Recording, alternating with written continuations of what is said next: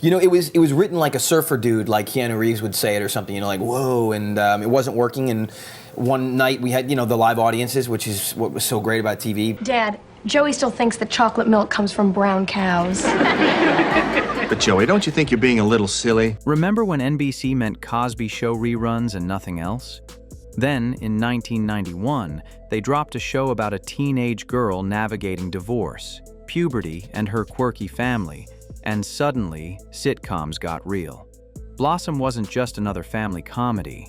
It was the show that made talking about actual teen issues cool while wearing the most ridiculous hats imaginable. Whoa, I'm still dead. Whoa, a chick. The series that launched Joey Lawrence's Whoa into the cultural lexicon and convinced an entire generation that floppy hats were a personality trait. Today we're diving into 15 weird and wonderful facts about the show that defined early 90s teen TV. Hit like and subscribe for more deep dives into shows that raised us. Let's start with number 15. 15. The show was originally written for a different network. Don Rio created Blossom for CBS, pitching it as a traditional family sitcom with standard network comedy beats. CBS passed, finding it too edgy with its frank discussions of divorce and teenage sexuality. Blossom, my heart has already been captured, like the way the caged bird flies. Sings. NBC picked it up specifically because of those elements, seeing potential in authentic teen storytelling. They encouraged Rio to make it even more honest and tackle real issues rather than softening them. The network gambled that teenagers wanted to see their actual lives reflected on screen, not sanitized fantasy. This decision shifted the entire show's tone from what CBS would have made. NBC's willingness to embrace controversial topics like menstruation, alcoholism, and drug use made Blossom groundbreaking rather than generic. The show CBS rejected for being too real became NBC's secret weapon against traditional family sitcoms. 14. Mayim Bialik was cast because she looked nothing like a typical TV teen. Mayim Bialik auditioned for Blossom against hundreds of conventionally pretty teenage actresses who fit standard TV beauty norms. She was awkward, had a distinctive nose, wore glasses, and didn't try to be sexy or cool in her audition. Don Rio loved exactly that. Finally, someone who looked like an actual 14-year-old girl rather than a model playing one. Network executives were hesitant, arguing she wasn't traditionally attractive enough for a lead role. Rio fought back, insisting that girls watching needed to see someone relatable, not another unattainable beauty standard. Bialik's authenticity made Blossom accessible to millions of girls who didn't look like typical TV stars. Her casting was revolutionary for normalizing the average teenage appearance on primetime television. The wrong look became exactly right. 13. Joey Lawrence's "Whoa" was never scripted. Joey Lawrence's signature catchphrase, I think I killed Chico Barranca. Whoa!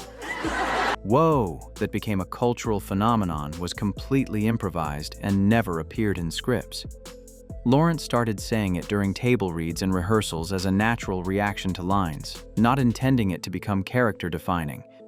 The first time he said it on camera, the studio audience laughed so hard they had to pause filming. Writers noticed and started creating moments specifically designed for Joey to react with his Whoa! Whoa! "Whoa." The catchphrase appeared on merchandise, in sketches on other shows, and became Lawrence's entire brand. He's admitted feeling trapped by it, unable to escape a throwaway improvisation from when he was 15 years old.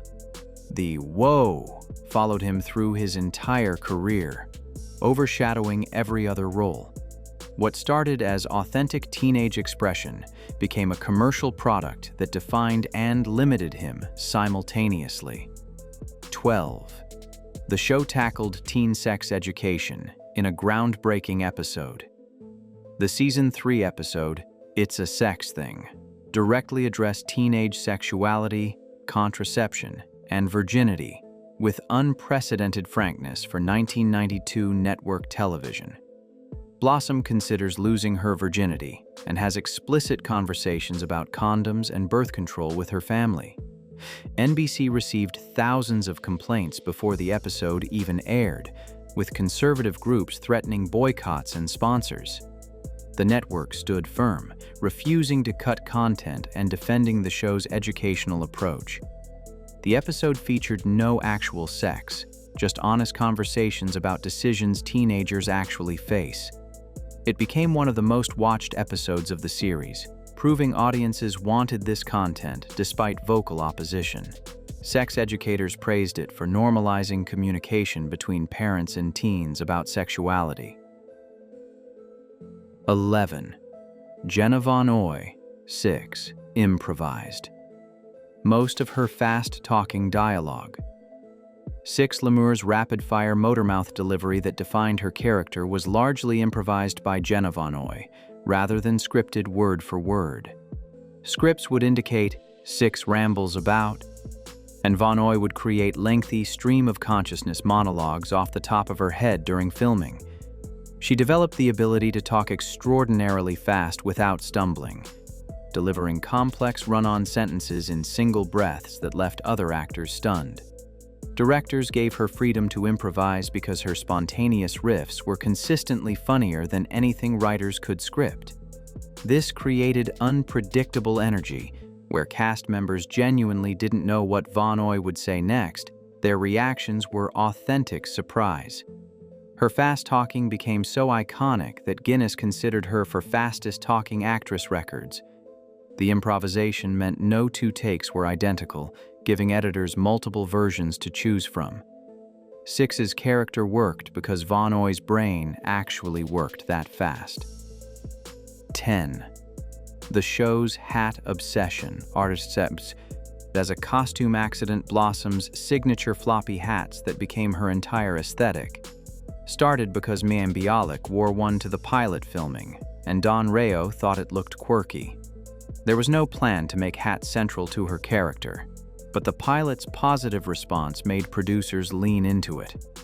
By season 2, Blossom wore increasingly ridiculous hats in every episode, each more outrageous than the last.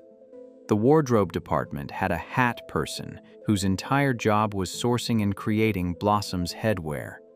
Fans started sending hats to the studio. Hundreds arrived weekly, some of which actually appeared on the show. 9. Ted Was, Nick, was originally supposed to be absent stomiled episodes. Nick Russo, Blossom's musician father, was written as a mostly absent parent touring with his band, appearing occasionally for important family moments. Ted Was was hired with a limited episode guarantee, expecting to work sporadically. Then chemistry reads showed Was and Bialik had genuine father-daughter warmth that elevated every scene they shared.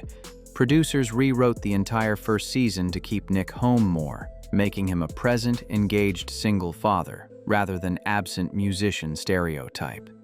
This decision fundamentally changed the show's dynamic from kids raising themselves to a functional single-parent household. Was's performance made Nick one of TV's best single dads, emotionally available and willing to discuss uncomfortable topics with his daughter. 8. The show featured one of TV's first positive depictions of recovering addicts. Nick Russo, being a recovering alcoholic and drug addict who maintained sobriety throughout the series, was revolutionary for 1990s family sitcoms. Most shows either ignored addiction or treated recovery as a very special episode, one-time event. Blossom integrated Nick's recovery into his character permanently, showing him attending meetings and discussing sobriety struggles without making it punchlines. The show depicted addiction as an ongoing condition requiring daily management, not something cured by a single dramatic moment. This normalized recovery for millions of viewers who'd never seen it portrayed positively on mainstream television. Addiction support groups praised the show for destigmatizing attendance at recovery meetings and presenting sobriety as strength rather than weakness. 7. Michael Stoyanov, Anthony, left the show after contract disputes. Anthony Russo, Blossom's oldest brother, disappeared from the show after season 4 with barely any explanation to viewers. Michael Stoyanov got into bitter contract disputes with NBC, demanding significant pay increases that the network refused. Negotiations broke down completely, and rather than compromise, both sides walked away from the table. The show wrote Anthony out by having him move away for work, giving him minimal farewell that frustrated fans. Stoyanov's departure created a noticeable hole in the family dynamic that was never adequately filled. He later expressed regret about how the situation was handled, admitting financial demands weren't worth losing the role. 6. The show's studio audience was mostly teenage girls who screamed through filming. Blossom filmed before live studio audiences that were predominantly teenage girls who treated tapings like rock concerts, screaming whenever Joey Lawrence appeared on stage. The noise levels were so extreme that dialogue was often inaudible and had to be re-recorded in post-production, with audience volume lowered. Directors struggled to maintain any filming momentum because audiences would erupt in screams that lasted minutes every time Joey entered a scene. Security had to be increased because girls would try to rush the stage or sneak backstage to meet Lawrence. The audience energy was great for cast morale, but terrible for actual production efficiency. 5. Mayim Bialik got into UCLA. While filming the show, Mayim Bialik was accepted to UCLA during Blossom's run and negotiated her filming schedule around college classes, attending university while working full-time as the show's lead. She'd film episodes on weekends and evenings while taking full-course loads during the week, essentially working 2 demanding full-time commitments simultaneously. The network initially resisted, wanting her completely available for filming, but Bialik insisted education was non-negotiable. Her contract was adjusted to accommodate class schedules, making production more complicated but respecting her academic priorities. Bialik graduated from UCLA with a degree in neuroscience while the show was still on air, then, later, earned a PhD. 4. The show's ratings collapsed after moving to Mondays. Blossom dominated ratings in its original Tuesday night time slot, regularly winning its time period against weak competition on other networks. Then, NBC moved it to Mondays for Season 5 against Full House and Home Improvement, 2 of television's highest-rated family sitcoms. The move was a death sentence. Blossom's ratings immediately dropped by nearly 40%, unable to compete with ABC's powerhouse lineup. NBC claimed the move was strategic, but it effectively killed the show's momentum and ensured cancellation. Fans and critics questioned why the network would deliberately pit their own show against impossible competition, rather than protecting a consistent performer. 3. Joey Lawrence's music career was launched and buried by the show. Joey Lawrence released a pop album in 1993 at the height of Blossom's popularity, with NBC heavily promoting it during commercial breaks and through cross-promotion. The single, "Nothin' My Love Can't Fix," reached 19 on Billboard Hot 100, a legitimate hit that suggested viable music career potential. Lawrence performed the song on the show, toured as an opening act, and positioned himself as a teen pop star. Then the album sold poorly beyond the single, and follow-up releases flopped completely despite continued network promotion. The problem was, Lawrence's association with Joey Russo was so strong that audiences couldn't accept him as a serious musician. 2. The series finale featured a surprise pregnancy that was never resolved. Blossom's series finale, Goodbye, aired in May 1995, and ended with a cliffhanger suggesting Six might be pregnant, a dramatic reveal that was never resolved. The writers didn't know for certain the show was canceled when filming the finale, so they wrote it to work either as closure or setup for Season 6. When NBC announced cancellation, fans were left with this unresolved plot thread that felt wildly inappropriate for a character who'd been comic relief for 5 seasons. Jenna Von Oy has confirmed in interviews that Six was supposed to have a pregnancy scare that led to serious discussions about teen pregnancy and abortion. 1. Mayim Bialik didn't work for nearly a decade. After the show ended, after Blossom ended in 1995, Mayim Bialik essentially retired from acting for nearly 10 years to focus entirely on her education and personal life.